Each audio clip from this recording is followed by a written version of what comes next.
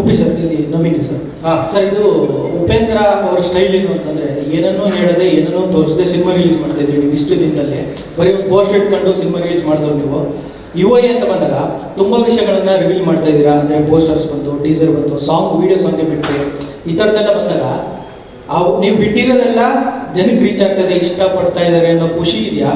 ತುಂಬಾ ವಿಷಯಗಳನ್ನು ಹೇಳ್ತಾ ಇದ್ದೀನಿ ಅನ್ನೋ ಬೇಜಾರಿದೆ ನಿಮ್ಗೆ? ಇಲ್ಲ ಇಲ್ಲ, ಅದು ಒಂದು ವೈಯಕ್ತಿಕ. ಬಟ್ ಈಗ ಪರಿಸ್ಥಿತಿ ಬೇರೆ ಚೇಂಜ್ ಆಗಿದೆ. ಇದಕ್ಕೆ ನನಗೆ ಶ್ರೀಕಾಂತ್ಗೆ, ನನಗೆ ನವೀನ್ಗೆ, ನನಗೆ ಮಾಡೋದು ತುಂಬಾ ಕ್ಲಾಶ್ಗಳಾಗೋಗ್ಬಿಟ್ಟಿದೆ. ಯಾಕಂದ್ರೆ ನಾನು ಯಾವಾಗಲೂ ಆಸೆ ಪಡ್ತೀನಿ ಪ್ರತಿ ಒಂದೇ ಒಂದು ಇಂಚು ತೋರಿಸಬಾರ್ದು ಅಂತ ನನ್ನ ಆಸೆ ಸಿನಿಮಾದಲ್ಲಿ. ಬಟ್ ಈಗ ಟ್ರೆಂಡ್ ಬೇರೆ ತರ ಆಗಿದೆ.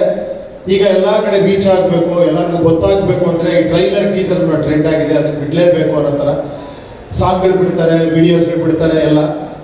ಸೊ ನನಗೆ ಯಾವಾಗಲೂ ಅದು ಮನಸ್ಸು ಒಪ್ಪಲ್ಲ. ನಾನು ಆಸ್ ಎ ಡೈರೆಕ್ಟರ್ ಆಗಿ ನೆಕ್ಸ್ಟ್ ಪಿಕ್ಚರ್ ಅಲ್ಲೇ ಟ್ರೈ ಮಾಡ್ತೀನಿ. ನಾನು ಒಂದೇ ಒಂದು ವಿಷಯ ತೋರಿಸದೆ ಸಿನಿಮಾ ರಿಲೀಸ್ ಮಾಡಿ ಹಿಟ್ ಮಾಡಿ ತೋರಿಸ್ಬೇಕು ಅಂತ ನನ್ನ ಆಸೆ. ಗೊತ್ತಿಲ್ಲ ಬಟ್ ಈಗೀಗ ಹೆಂಗಾಗ್ತಿದೆ ಸಿನಿಮಾಗಳು ಅಂದ್ರೆ, ಒಂದು ಸಿಂಪಲ್ ಹೇಳ್ತೀನಿ, ನನಗನ್ಸಿರೋದು ಹೇಳ್ತೀನಿ, ನಾನು ಸರಿ ತಪ್ಪು ಅಂತ ಹೇಳ್ತಿಲ್ಲ, ಇದನ್ನ ನೀವು ಬೇರೆ ಹತ್ರ ತಿಳ್ಕೊಬಾರ್ದು.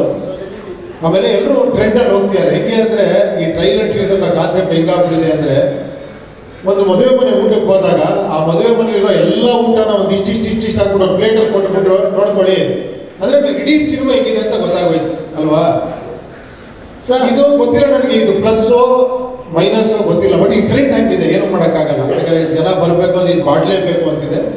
ಬಟ್ ಹಂಗಂತ ಇದನ್ನ ಒಡೆದು ಮಾಡ್ಬೋದು, ಇಲ್ಲ ಅಂತೇನಿಲ್ಲ. ಆ ಕ್ಯೂರಿಯಾಸಿಟಿ ಕ್ರಿಯೇಟ್ ಬೇರೆ ಥರನೂ ಮಾಡ್ಬೋದು. ಆದಷ್ಟು ನಾವು ಅದಕ್ಕೆ ಟ್ರೈ ಮಾಡಿದ್ದೀವಿ. ಇದ್ರಲ್ಲಿ ಆದಷ್ಟು ತುಂಬಾ ವಿಷಯಗಳನ್ನ ಬಿಟ್ಕೊಟ್ಟಿಲ್ಲ.